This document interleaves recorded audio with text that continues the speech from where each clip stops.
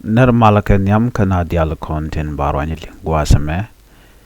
biya kamal ka Nur Online TV channel an wala shankong wan ka pay badak ron kina dangro di jan dangro di dich bana jome bana jaling ka kume SPLAIO kume marai ke doctor yang macha te ka jome chikana lat jo mo lat kene ka shanga jok kapay badak ron kina dangro di jan dangro di dich chikan larin go shika kori kana ter ke kume kirme yadit ala kume SSPDF kume South Sudan People Defense Force anda manduni chankos nyak malaya nong rai nong kwatame bana jome bana jalinkel ka do badan charge nong keje ko la kona gorno ban rai ni bana keje kwasme gor jano mi jiram jidit ka Nur Online TV channel de subscribe ko di notification bell de jetwany ko mi chete ka leer mi ci barech dar chamala ci bekeje ka jawon chalat gwatne mu kala gorno be ñox yekel ci deyni kume SPLAIO la Sudan People Liberation Army in a position waken chicken military operation chicken chicken deyni South Sudan People Defense Force la SSPDF chicken ga George ke base dien ke dori ne chal ke bazi en jo me lat ke je ko Morobo County kani chicken wang andormo ka chicken deyni kuma kirmi yadi kendial chicken ko wuj lo chicken ka joj gonten konen tekaten kani chicken doromo chicken nang ka tadan chicken lat ke je deyni doctoring machar ka tadan letken ke je kana doromo doran ka gwan misho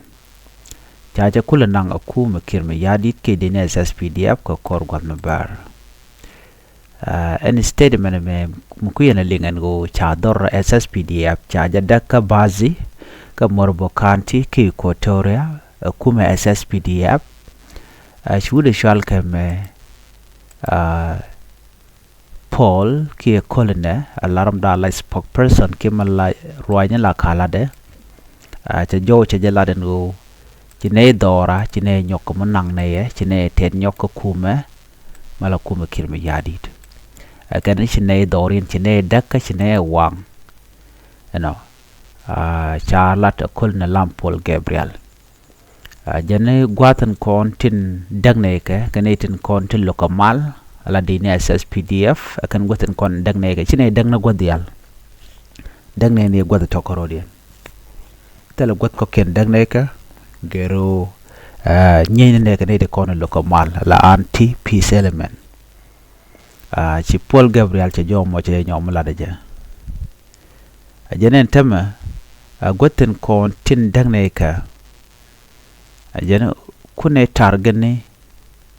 got ko te ko de shanan ka 2019 kende ka dor ke business te shanan ga 2019 akuma SSPDF alo ko me ci ko to ko mdit ko di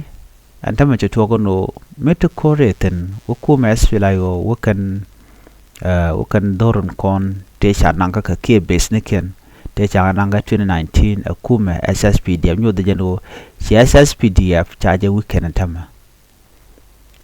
ne te kon de lo ka 2019 ka kor ko ne chaga ju te kum Uganda tin lo ka ken de ni kim yadi te jem ko laran tama ci ne de ni kim yadi ci ne ka joj no jene kan area da tonne ke area da yakap ne 2019 akan area da content nang ne ka antama ci kuma SPLAIO ci gore area leka alo biken kuma kirm yadit biken joy gwanten konen tekaten ngai kon diala no kuma SPLAIO akan gwaten konen tekaten akan kan kor kan mantok la to ko nga kor ka tet ko ka nei te la to gwada ante gaten ka ko kan peace ko kan respect ke mal dan gorke ka nei la nei joy ka gwanda ko bnero da leg jok shio joy ka nei bala leng nei ro da jok long nei obi mal be jiak aduno chikir mi yadi cheje ndok kir mi yadi la dineke ke dini Uganda la ka mada kel ko bi ke dini SPLIO bi ken ga joj nyen mu ko report le linga tamano chane de tone chaga joj re wuch ka jodan shalat ke ja ci kume Dr. Riek Machar ci kala no joy ne ke ne ti ko goten ko na tegatin ka got ko ci got ken ka dor ko ne me da ne ko mal ko jatan no akene kunai mal kunai respect barantama mi ci kuma kirmi yadi de law ko joja ne bokone gonde konte ne ten ci ne gujino ci ne bilten ngwata man ci kan de ne de ti la de ni Dr. Riek Machar ci dem ngay kona ana jokane de konte la civilian no de ne advice no chwara wo gwata nan enti de ni tigaten no ko moro bonta me cha gwat me cha yar ko re che mangai kona ko chale lo chereke war zone amere ku me SPLIO te ten kada ku me SSPD apte ten gwad mo la ku me ker mi yadi che gor no te mal me de ten jem nen yana ntama la kende ni SPLIO la kan ko wi hamek ajen ci ku me SPLIO je ko wonena ntama ci ne to ko no bene dor ko te cha nanga ku me SSPD abne ka jojo binay ka wutin gondan ko na tagaten so kol na lam ci civilian ci ga jog an wojaro dun agenda nan chalara no moniko de mal daraben binay kor binay parliament mi anemi ci kuma kirmi yadi chicken mal chicken anoko ka jawo chalat gwasame wana me ci tegne de wanti ci dier ka tamal ka ko wagu ke jeno ci kuma SPLIO men ci kana latte no woken dor SSPD woken mak woken wang jenta mi cher me chala do besna dangraw kana men tam besna diok you know ti kan ka wang ka shanka diok ka pai ba degron ki dangraw jan dangraw de dich wagu ke jeno e yara malka la reptila peace agreement kume kirm yadit kene ci de ni SPLIO ci ko nda gang you know de kana jo ne kuma SPLIO gondan ko na tegatin you know ko en ko to ga kam de ni Dr. Riek Machar ken de ni kirm yadit nyo de jen go yaramal kala tok no ramdan yaramal nga ramdan yaramal kirm yadit ko jaramdan te all the power jaramdan dong de mal de jenong bat ka bom de ken o ci gono te mal me de to so jem nen yana tama chuina re kore to nonga kir fonde